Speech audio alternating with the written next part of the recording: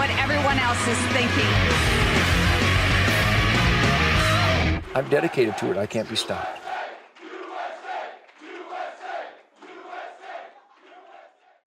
All right, truth, logic, common sense, we the people, middle fingers on fire. We have a new hat, FAFO, Ted Nugent, Declaration of Independence, 24/7, 365, 77.7 years, experimenting in self-government. I like people that raise hell. You know, the founding fathers wanted all Americans to be just like me, and there's not many just like me. But the Motor City must spawn a major bumper crop of piss and vinegar on a regular basis. We got Charlie LeDuff from the Motor City. Charlie, I know you've been welcomed in many places, but I want you to know that I'm giving you the Ted Nugent quadruple T-Rex scrotum award of middle finger supremacy. Can you accept that quadruple T-Rex scrotum award of middle finger supremacy? Can you accept that on behalf of we the people? If it fits in a box, yeah, you can send it to me.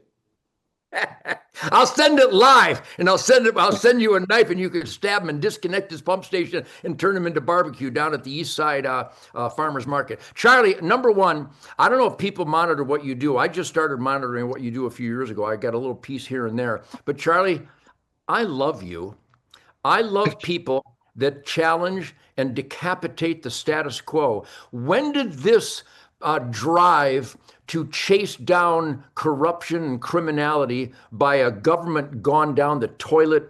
When did this erupt in your spirit to stand up and put yourself in jeopardy by doing so? And how is it going? To be honest, you're raised that way. Now, I'm in my mother's garage and she's behind me. These are her last hours. She's in hospice. So I'm in a garage, Ted. That's where you get it. When it's a single mom, had a couple of marriages, you learn to stick together and you learn to defend one another. That's what it's all about here. And so from an early age, you're supposed to be active and you don't take it. You just don't take it. If you get knocked out, you get up. So then as life goes on, I stumbled into journalism. It fit me nicely. You meet people, you get to move around. The job's not the same every day. And when I come home to Detroit, I came back. I used to work for the New York Times. And I was in Los Angeles, had my first kid, my only kid. And I didn't want to raise her there. I wanted to raise her here with my people and my mother. And it was so up here. That was the year the financial worldwide markets collapsed. Detroit went bankrupt. The big three went bankrupt. Kwame Kilpatrick was on trial for corruption and stealing. And you look around, you look at your people. I wrote a book called Detroit, an American Autopsy. All of Metro Detroit, all of the pain, the jobs that disappeared, the dissolution that's left. And I want to know who did this. They're in the C-suites. They're in the mayor's office. They're everywhere. And so I looked at it like it's time to start cleaning this up. And so from there, we're here. And sometimes it goes well. Sometimes it doesn't. Sometimes you get things done and people taken out and laws changed. More times than not, you don't, but you keep fighting. So it's going well, Ted. I'm not going to complain. I'm not even sad. I'm very proud of my mom. It's like this, man. You say no. She's dying. They put the magic in her mouth, the medicine, and you wonder what's going to fall out of there. What crazy things is she going to say? She says what she's always said, and it's been a gift. My mother is who she says she is. And one more thing. For a 60s chick, they thought Chris Christopherson was the greatest, sexiest guy ever alive. Chris Christopherson, helicopter pilot, musician. She's laying in her bed saying, Chris Christopherson. I said, what are you saying, Ma? She said, why me, Lord? I go, you mean that song of his? She said, yeah, why me, Lord? I went back and listened to it. I encourage everybody to listen to it. And it's basically a guy not complaining to God, but saying, of all the I've done in life, why have you blessed me? Why are you still here? That's amazing.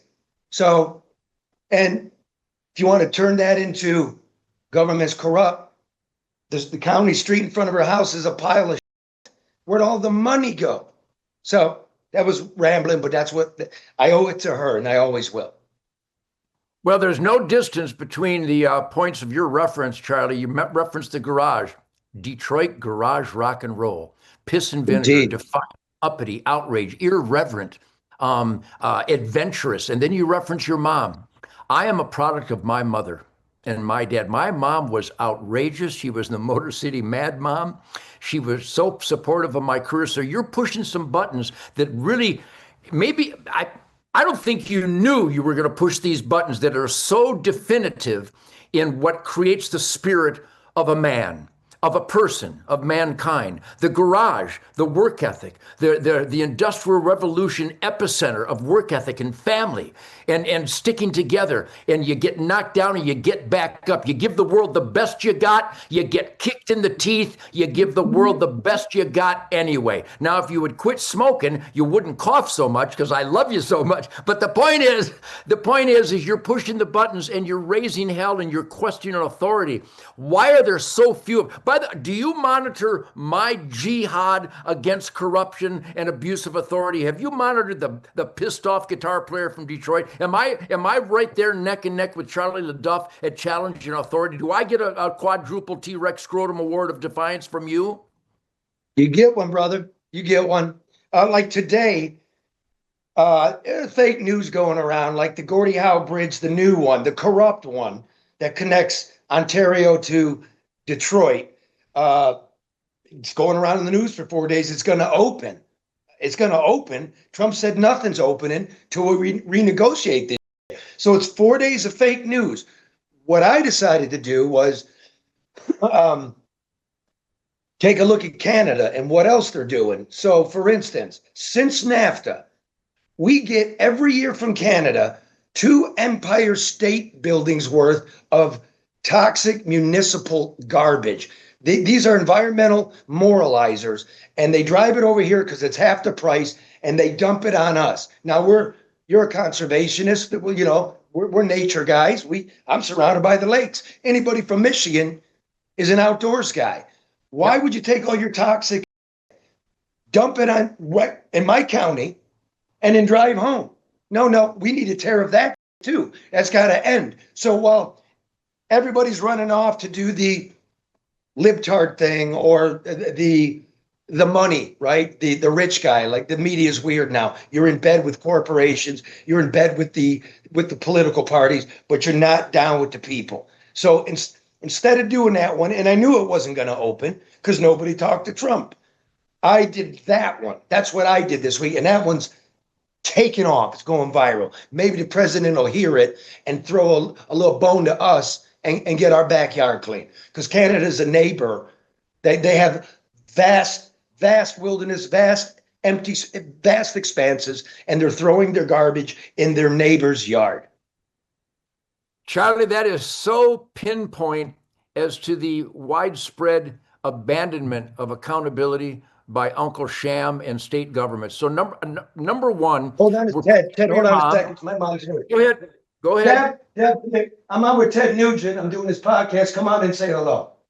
Come on That's in. your dad? Show, she's smiling like this. You're going to see Ted. What? Come on in. Yeah, say it. Look, it's Ted. Hi, Ted. Come on in here, right here. Come in here. Right here. There. All right, real There she is, Michiganiacs. I love real Michiganiacs. That's a real worker. This is a person with a heart who's on time and gets here and is really getting us through the deepest time in our lives. So Thank you. love you, Well, good to appreciate you. I love you guys.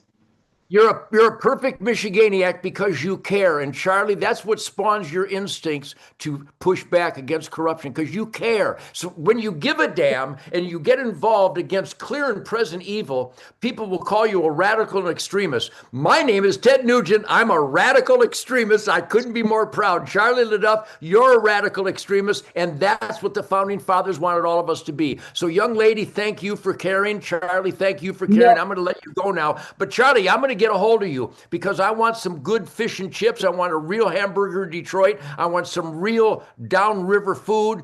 And you literally are doing God's work. Thank God that you discovered and are willing to utilize your middle fingers of thoughtfulness and right over wrong and good over evil. Charlie, I really, really love you, man. Thank you for that.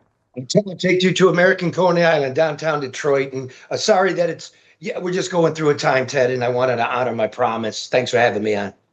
You betcha. God bless you, Charlie. All right, there's a perfect example, everybody, of why the Ted Nugent spirit is not just Ted Nugent's spirit. We got a bunch of people out there, a bunch of people who really care and are pushing back. And then when they're told they can't, like Caitlin Bennett, how incredible. Nick Shirley, how incredible. Charlie LeDuff, me, people that stand up, Colonel Alan West. And again, I reached out to my black friends because my black fellow man needs true north compass black leadership to help them get out of the toilet flush cultural suicide that seems to be running amok. So you can't just be a good American and go about your way. You've got to be a good American and fight to teach, inspire, motivate, and inspire and stimulate other Americans to be good Americans. Please go to MyPillow.com and support Mike Lindell. Go to TedNugent.com and see what we're doing. Thank you for all your generosity for our Ted Nugent Camp for Kids for 37 years. I love the best of the best, and this is the real America voice, Ted Nugent Spirit Campfire. Adios, mofo.